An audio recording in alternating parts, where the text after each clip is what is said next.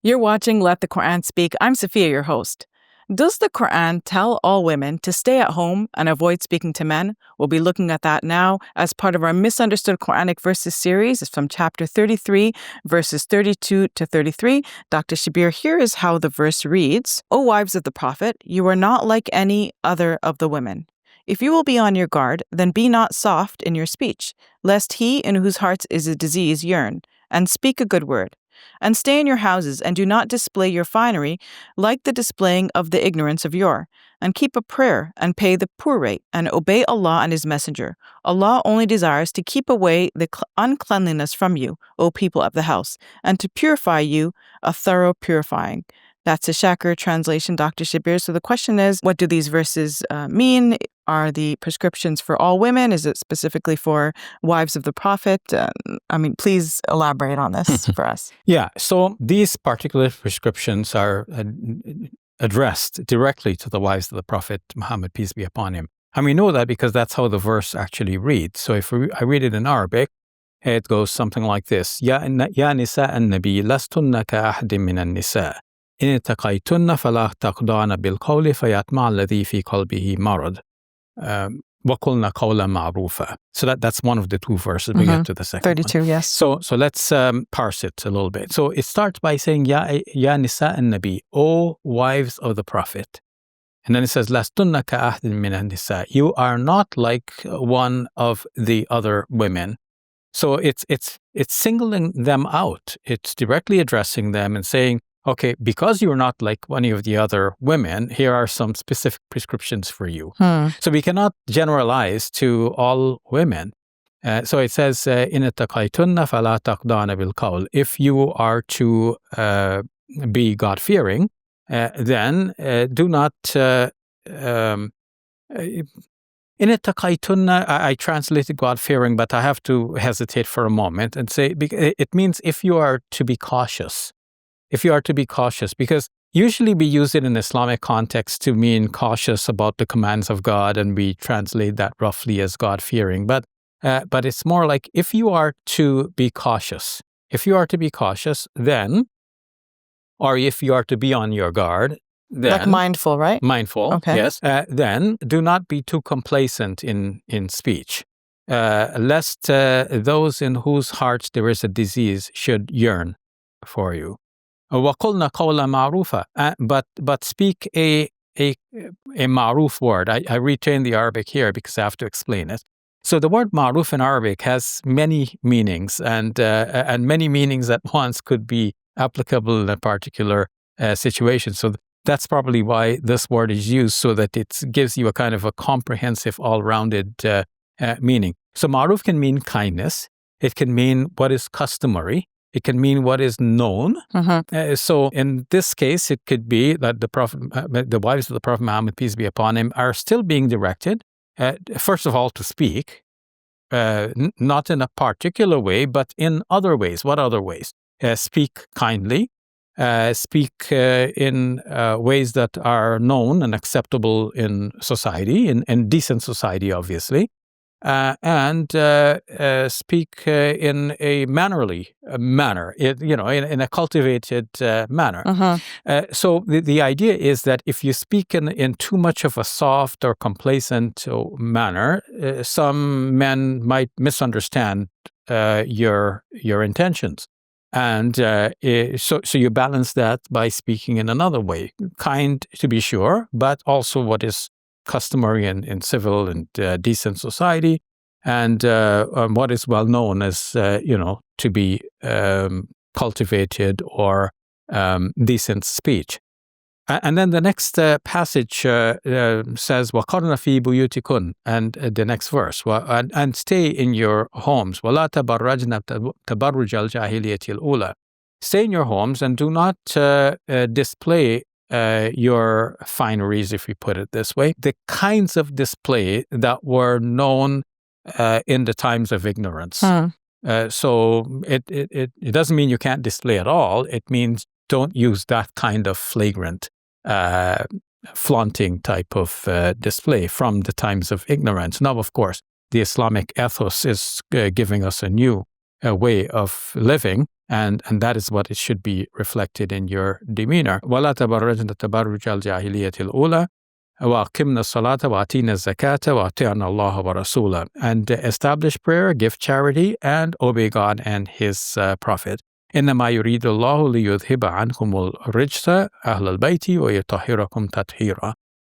God only wishes to remove the impurities from you, O people of the household, meaning the household of the Prophet Muhammad, peace be upon him, and to remove from you all impurities completely. Mm-hmm. So, there's a stress, the repeated words about impurity to give it more stress. So, in a nutshell, the verses, these two, verse number 32 and verse number 33 of chapter 33, easy to remember, these now are directed to the wives of the Prophet Muhammad, peace be upon him. It doesn't mean that no one else can take any lesson from it. For example, when it speaks about establishing prayer and giving charity, we can all say, aha, that's for me as well. But we know that from other passages of the Quran. But we cannot automatically translate and say, because the prayer and charity applies to us, then the whole thing must apply to us. No. These are specifically directed to the wives of the Prophet, peace be upon him, and some rationale is given, and that they are not like the other women. So if we then make this a command for all women, then we are actually just negating that part, which says you are not like other women. It seems like, the two are conflated, like ordinary Muslim women and women in the Prophet's time, particularly the Prophet's wives.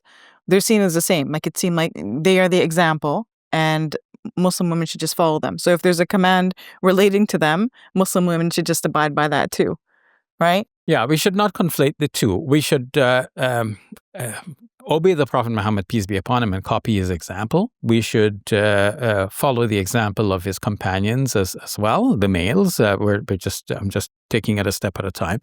So copy the example of the men as well, because they were good people. They lived with the Prophet, peace be upon him. They knew how he behaved, and much of his behavior reflected in their behavior. So, by following them, we're getting closer and closer to the Prophet Muhammad, peace be upon him. So too now, following the wives of the Prophet Muhammad, peace be upon him, yes, following the women of that time, because they lived close to the Prophet Muhammad, peace be upon him, copied many of his behaviors and the behaviors of his wives and so on. So yes, we're getting closer to that early community that was favored by God. But we still have to make the distinctions. Some things were given to the Prophet Muhammad, peace be upon him, only, and not to the rest of Muslims. So we cannot just automatically say because the Prophet, peace be upon him, did it, that means it's for all Muslims. Some things may have applied in the time of the companions of the Prophet, peace be upon him, because of their circumstances. We can't say it automatically applies to everyone.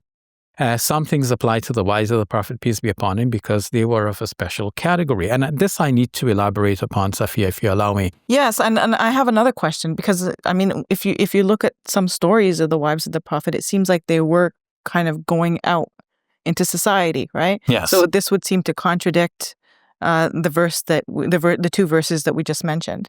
So Yeah. how do you explain that? With that in mind, we must translate وَقَرْنَ فِي بُيُوتِكُنَّ not as remain completely in your houses, but remain mostly at home. Now, why would they remain mostly at home, and why are they giving special regulations about how they speak to men? Of course, all women should avoid flirtatious behavior. That's a given. But specifically, the wives of the Prophet Muhammad, peace be upon him, are being addressed and being told not only to avoid the flirtatious behavior, but don't even be too soft in your speech. So, speak in a way that if something uncomely is directed at you, you cut it off immediately, right? You can be curt sometimes. And it might be considered rude, but sometimes you just have to be sharp and short, terse in your replies and so on. So it's because the wives of the Prophet, peace be upon him, are considered the spiritual mothers of the believers. So they are the ummuhat al-mu'minin, to use the Arabic. And the Quran says, وَأَزْوَاجُهُ أُمَّهَاتُهُمْ.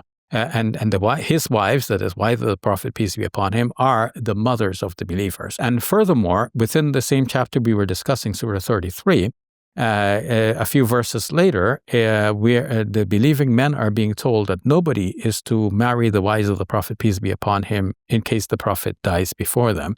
And so if we had a situation where a man became attracted to one of the wives of the Prophet, peace be upon him, wishing to marry her, that would cause some internal disturbance in his faith. Like, she's my mother spiritually, but I want to get married to her. But the Quran says I can't marry the wives of the Prophet, peace be upon him, after his death, and so on.